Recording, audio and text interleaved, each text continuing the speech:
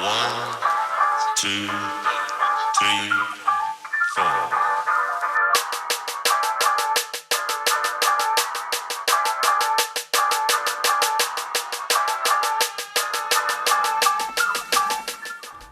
It's interesting. I graduated in 2020 with the pandemic, and what was calling me was my identity, was Africa, not so much my artistry. And I remember, and I kind of got lost in that because as an actor, you kind of take what's given to you. You are told to audition, or you're sent auditions by your manager or agent, and you just audition. But not a lot of it surrounds, for me, identity and culture and what's important to me. So I wasn't being fulfilled. So I kind of got lost in that. Took a break from acting, came to the Alliance Theater. Let's try out arts administration.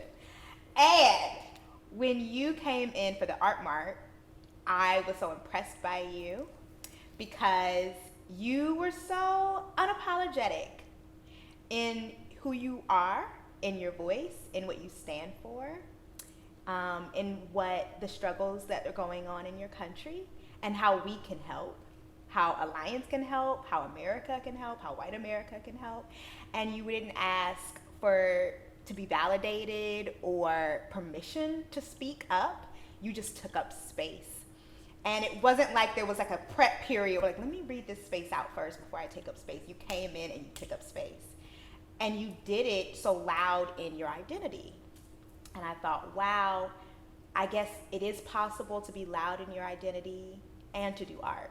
And I was very inspired by that. And to be like so confident as a young woman.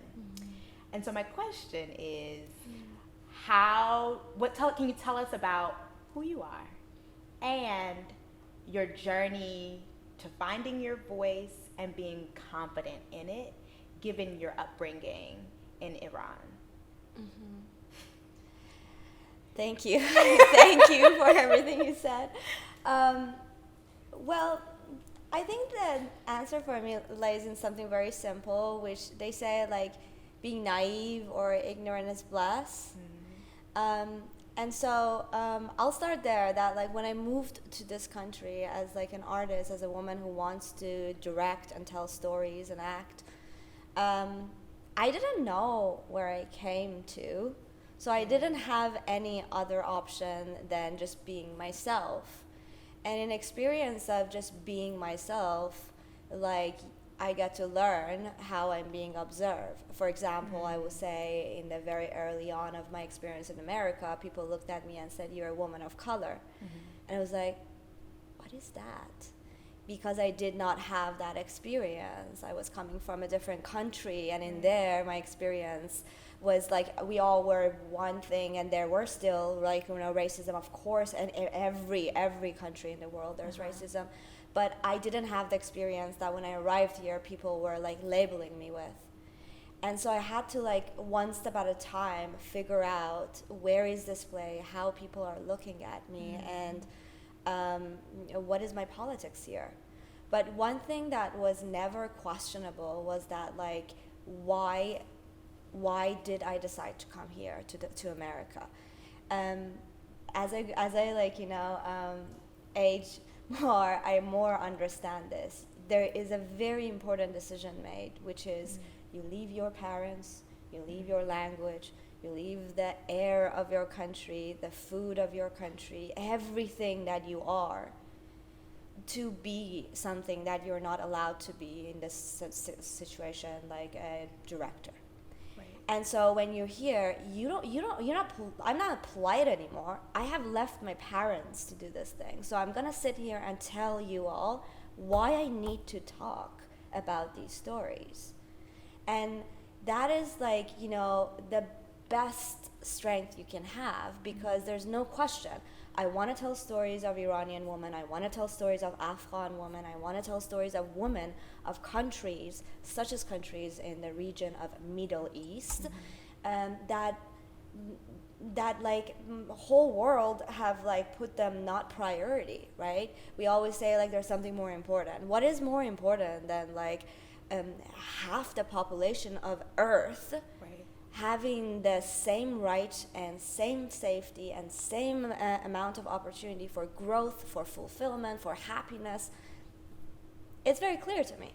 So then like Alliance being like a good example of all of these spaces that like I'm invited and everyone's curious and everyone's respectful and are like, tell me what's the story. And I'm like, you want to know? I want to tell you all. There's no filter, there's no censor. I will tell you, this is why we gotta do this. And it is interesting, you say you take space. When I got there, like I love that, because a lot of institutions, like a lot of institutions with like, how do I say, majority white leaders and white people who are making decisions constantly say like, you know, we want to share the space with you, right? Give the space to you. But like as a reminder, like in the 100% of this space was never just yours to give or share. So like it shouldn't first be my job to take, but then also like it should be acknowledged that like wrongly you took all the space and now we gotta have it together. And that's like quite interesting, like, you know, choices of words around like how do we share these platforms and resources. As a curator, I constantly like talk about like sharing spaces, sharing platforms, sharing resources, because I see my community, Iranian artists in diaspora, they exist. Their work are amazing. But when I work in like American theater, I don't see them enough. So what had happened in between? Like the network is broken, okay, we gotta fix it. There's like, you know, resources are not shared correctly, platforms are not shared, okay, we gotta fix it. Because if we don't like put examples of it, then it just stays as an idea. And I keep saying this show, English, like how much more you wanna like talk about ideas, like let's look at representation. Like there's like look at the people involved in this show. It is exemplary, not to prove anything, but just because I believe if the right people are in the room, the piece will just land on your heart, and I don't need to like, you know, force it or spoon fit it. You just like feel it's truthful. And I kind of like went all over the place to answer your question, but I think I did, yeah. Well, no, I think you answered it, because you said it was almost like rooted in a choice. You made a choice, and in that choice, there's kind of like no turning back. Would you have left anyway, or is it the choice that really charged you to leave? The choice to be a director. Like, okay, so like if we imagine a different version, I still think I had to come out. Okay. But I did come out to be a director. How soon did you figure that out before leaving, that you were a director? So early on in my life, like from like, you know, being middle school, I was like eating movies and I was obsessed with acting. Like in middle school, I would like devise pieces and direct pieces, and we will like rehearse in the prayer room and we will perform it for the school. And like when I was like in high school and had more like freedom, I would like be like at 4 a.m. in lines for like festival films, and I would see everything. Like I would be like, I knew I really badly wanted. I just couldn't believe that my family will accept me wanting to be an actor in that culture. So I kept like not saying. So I like got a diploma in mathematics. I switched to humanitarians to become like a lawyer, and all this time I just wanted to be a director. Yes, and so like on side of me like studying my business administration bachelor, I was like constantly in rehearsal, directing, acting. I was like more of my time was given to theater than like to my field of study.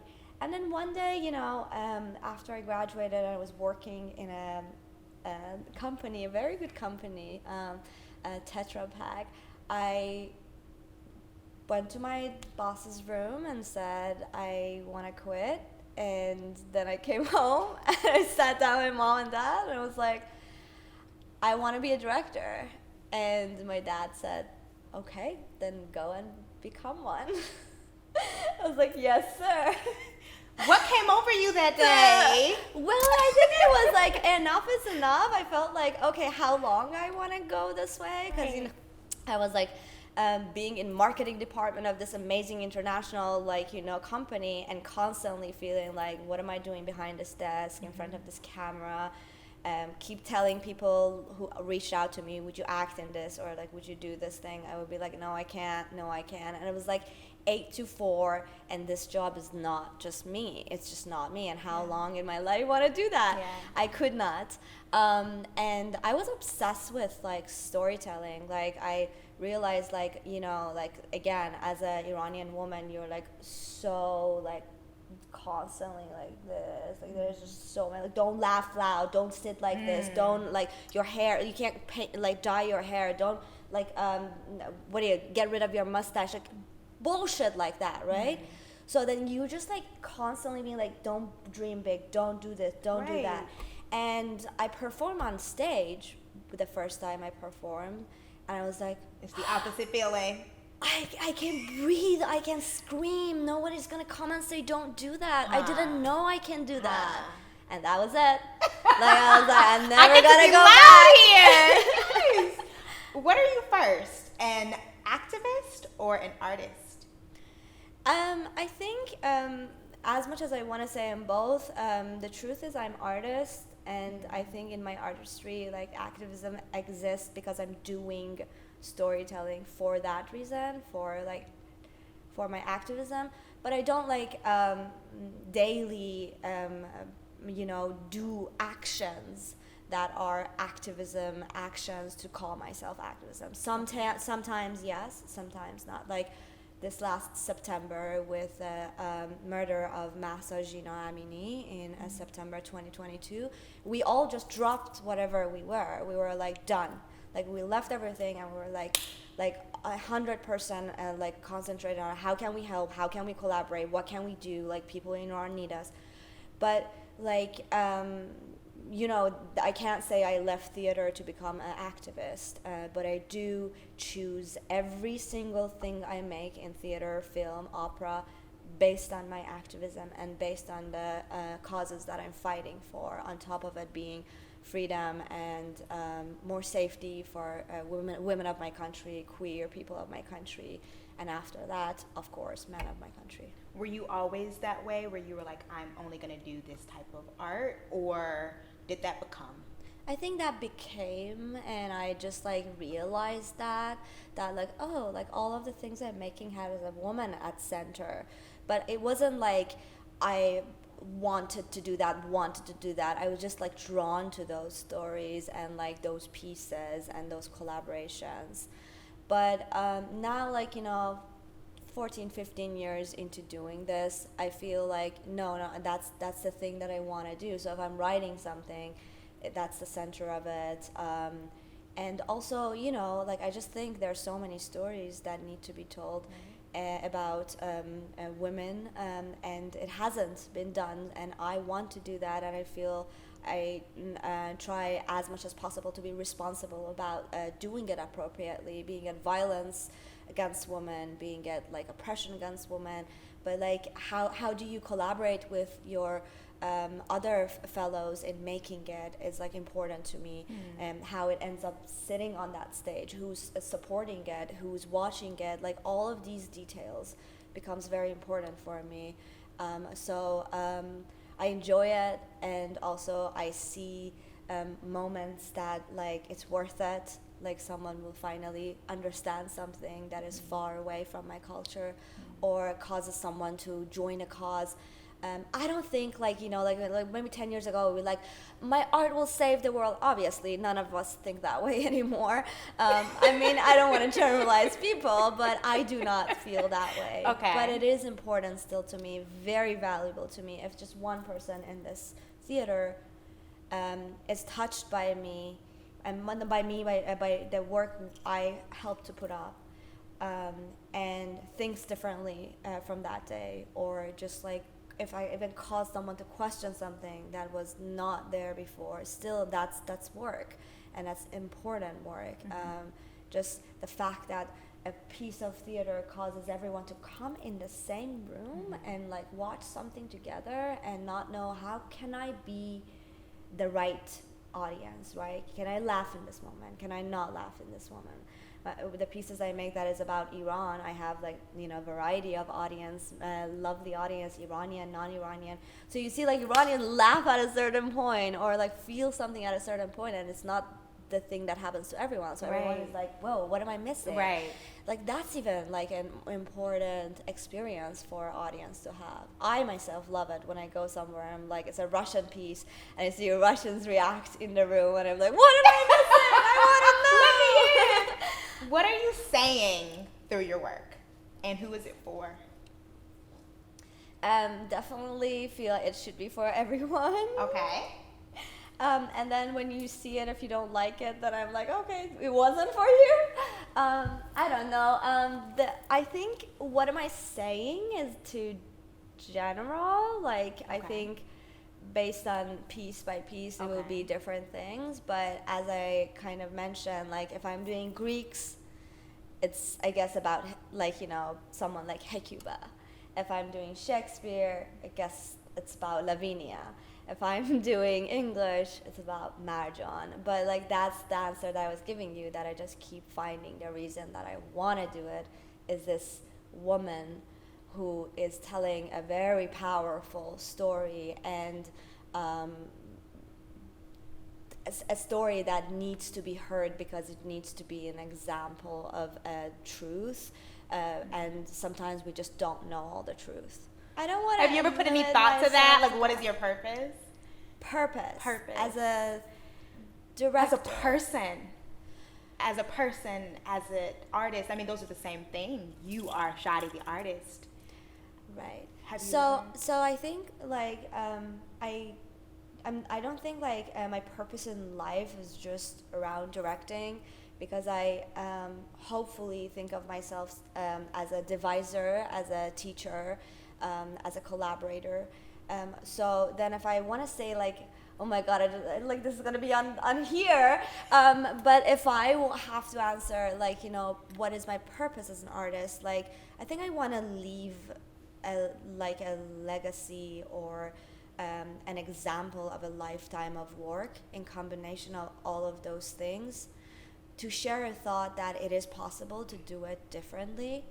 And I have myself like been always inspired by when I met those people before me, like someone like August Bow or Aryan Minushkin. Like they don't do theater like theater is like, you know, described or identified as like, okay, so you do like 4 weeks of rehearsal, and then like for 4 months before you get into rehearsal, you have designed the shit out of everything. Well, no, like not everyone does that.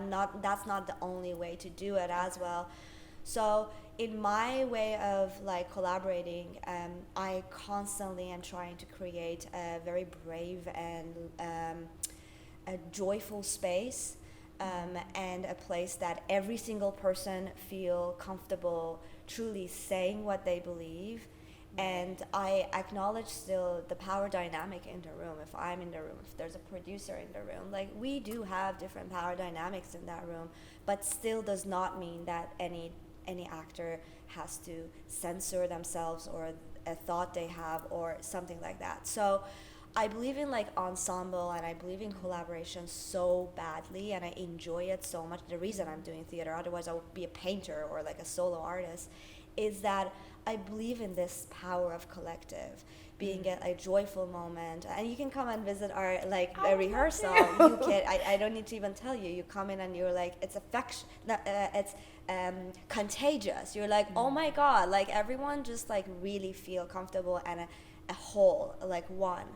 And I care about these tiny things in creating something so much, because when I go and see a show, I can sense how that room and how that ensemble is. Are they in the same world? Are they happily here? Are they doing something, a choice like a very like acting choice or artistic choice on stage because they believe in it, or the director was like, you gotta do this. Right. You don't need to be an intelligent or like, you know, audience or educated theater goer. Anyone that comes in this room can feel the truth or not. And Right. I'm all about that. Like, and I think it doesn't come easy, but it comes with like daily being like taking responsibility for your role as a director, sometimes facilitator, sometimes a babysitter, sometimes a friend, sometimes a coach. Like, you just have to understand this role keeps moving and has to move, because I personally don't believe in like a very hierarchical like room. So to asking about my purpose, I hope that like I leave something behind, like the examples that touched me, that someone younger than me who hasn't seen a person like me will look up and be like, oh my God, so it's possible. I can, like, you know, try. I can't do it.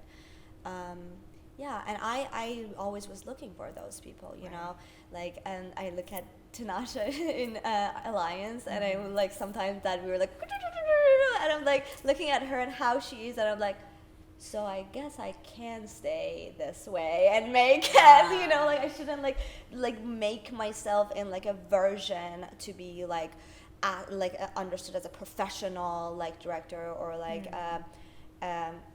someone who wears like a certain thing and sits in a certain way. No, like I sit like this, and like I don't want to be apologetic about it, because like I chose to show all of me, and if you don't want it, like, well, maybe I shouldn't be here, and both of us should know this sooner. Right. That has nothing to do with me. There's nothing wrong with me. Yeah. This just might not be the space for me. Exactly. How, as an artist, do you, when you're about to create, when you have an idea is sparked, how do you get out of your own need, possibly want, I don't know if you have it, I do, to create perfectly, and to like when you present it, even if it's as an idea, that it's like a well-formed idea, how do you get out of your ego so that you can bring in collaborators and so that you can like birth an idea into the world? Not that it's perfect, but for its purpose. Right. Well, I can't say I don't have ego, but I will say, because I involve collaborators very early on, there's always collective perspective. And for me, the most wonderful thing to do and easiest thing to do is to just move myself from the piece and it's about this piece. So like, it's really like most of the time, it's not something that I'm doing it because of me. It's really about that, and it keeps me feeling very comfortable with my work, because it's I just want that to be the best, and not best for me, best for specifically American audience, because I live here, because I will forever be an immigrant artist here. So it's not like what I make on stage that you see in America is what Shadi makes in general. It's the one that I have to come to finding it in order to have a conversation with a majority of people who are not my people. Right. So very, like, dramaturg is my just like best collaboration. I always involve dramaturgs. As you know, in this show we have dramaturgs, but the reason that I like to have a dramaturg is because I don't want to be blindsided and biased and so much in love with the piece that I cannot see things. So and I do believe, like, you know, in like I do opera a lot. In the opera world, like from the beginning there's not one power in the room, there's like two. And this one breaking so early in this like collaboration makes the room a very different place. It can be like horrible examples, but if you love like collaboration, it's really good when there's two, because then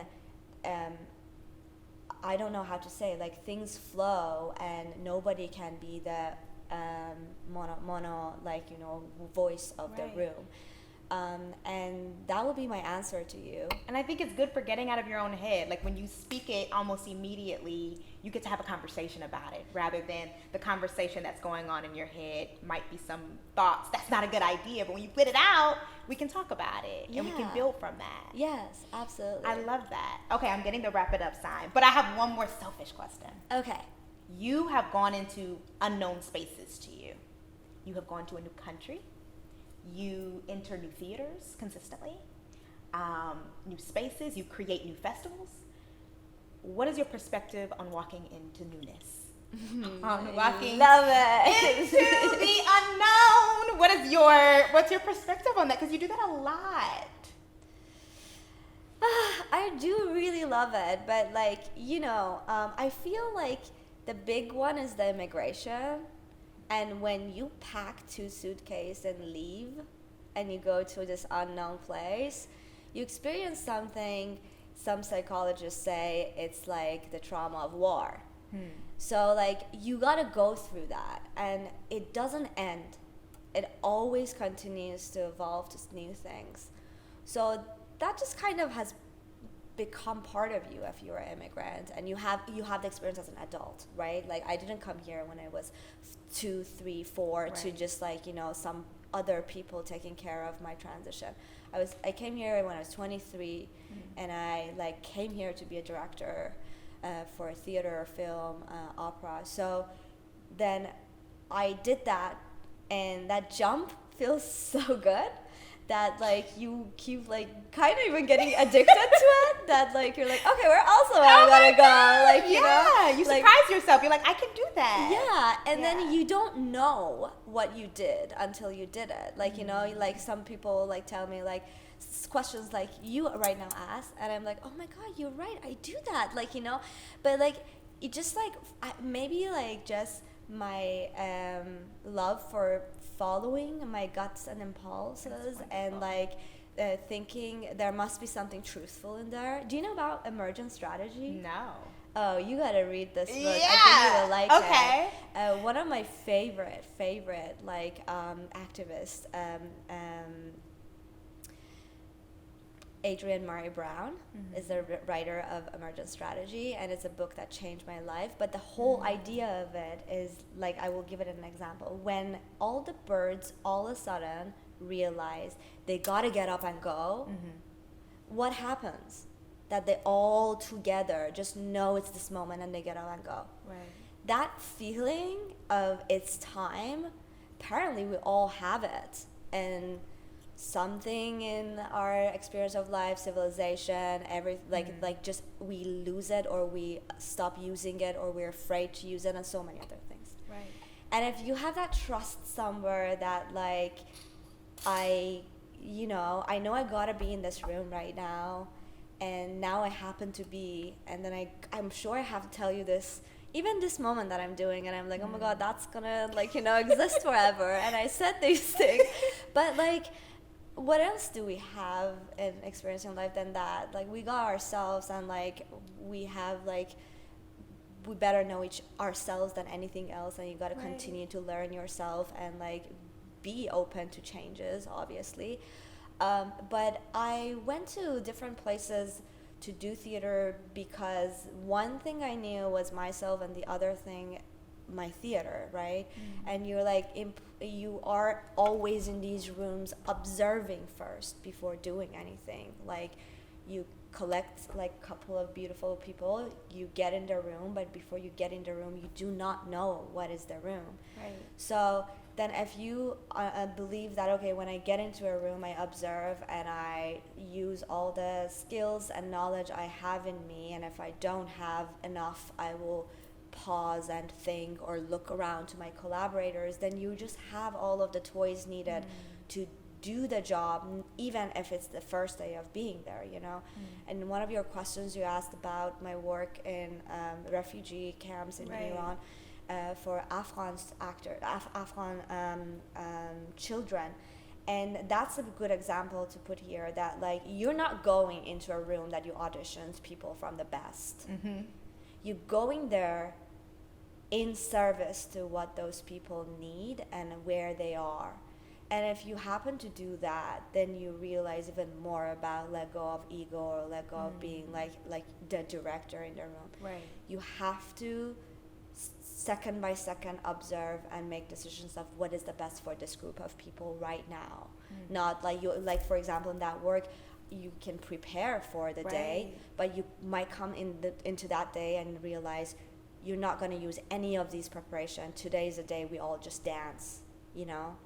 And the flexibility there, or emergent strategy idea there, is that you can prepare as much as you want, but the truth is the present time will tell you what you gotta do.